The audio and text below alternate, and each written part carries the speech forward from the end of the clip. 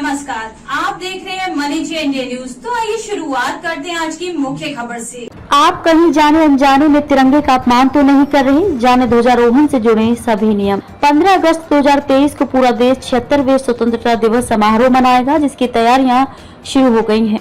स्वतंत्रता दिवस मनाने के लिए राष्ट्रीय ध्वज फहराना एक महत्वपूर्ण प्रक्रिया है।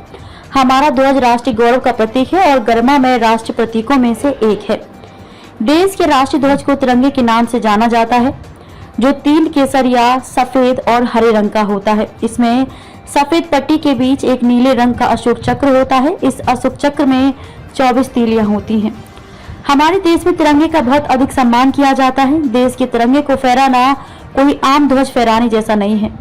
देश में ध्वजारोहण के लिए कई नियम और सिद्धांत हैं, जिनको ध्यान में रखकर ही हर एक नागरिक को ध्वजारोहण करना चाहिए। हर घर तिरंगा अभियान के साथ ही गृह मंत्रालय ने भारतीय ध्वज संहिता 2002 में संशोधन किया है।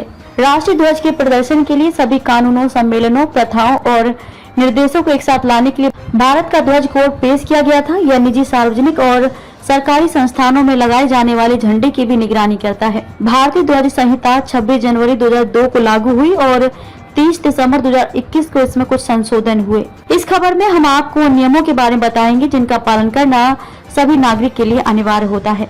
सबसे पहले बताते हैं कि ध्वज संहिता 2002 के मुताबिक भारतीय ध्वज को बनाने के लिए भी नियम है।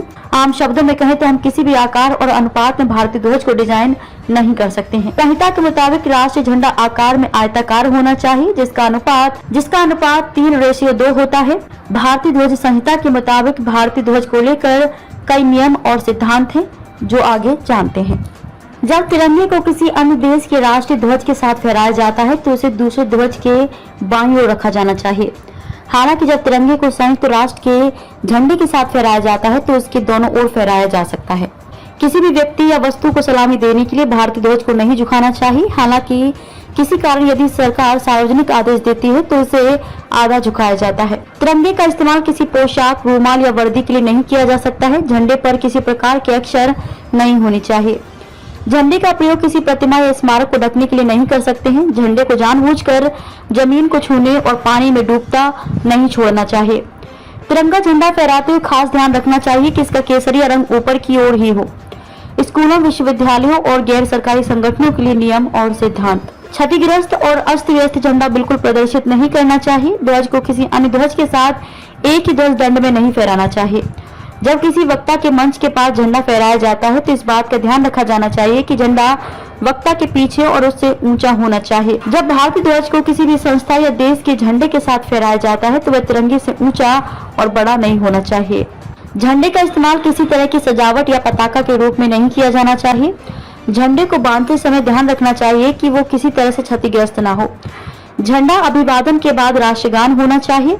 इस कार्यक्रम के दौरान परेड सावधान अवस्था में होनी चाहिए। जब भी झंडा फहराया जाए तो उसे सम्मान पूर्वक ऐसे स्थान पर फहराया जाना चाहिए जहां से वह साफ साफ नजर आए। यदि ध्वज को फहराते या उतारते समय बिगुल बजाया जा रहा है तो इस बात का खास ध्यान रखा जाना चाहिए कि झंडा बिगुल के साथ ही उतारा और चढ़ाया जाए। यदि झंडा इमारत के अगले हिस्से या बालकनी या खिड़की पर आड़े या तिरछे फहराया जाए तो झंडे का केसरी रंग वाला भाग डंडे के उस सिरे की ओर होगा जो खिड़की के छज्जे, बालकनी या अगले हिस्से से सबसे दूर हो। जब झंडा किसी दीवार के सहारे पट्ट और टेढ़ा फहराया जाए तो केसरी भाग सबसे ऊपर रहेगा और जब वह लंबाई में खड़ा करके फहराया जाए तो केसरी भाग झंडे के हिसाब से दाईं ओर होगा, अर्थात यह झंडे के सामने से देखने वाले व्यक्ति के बाईं ओर होगा। किसी मूर्ति के अनावरण जैसे अवसरों पर झंडा महत्व के साथ और अलग से फहराया जाएगा। यदि झंडा किसी मोटर कार पर अकेले फहराया जाए तो उसे कार के सामने दाईं ओर कसकर लगाए हुए एक डंडे पर फहराया जाएगा। खबरों में हफ्ते के लिए बस इतना ही। मिलते हैं फिर ऐसी तमाम बड़ी खबरों के साथ। तब तक के लिए नमस्कार। देखते रहिए मनी इंडिया न्यूज।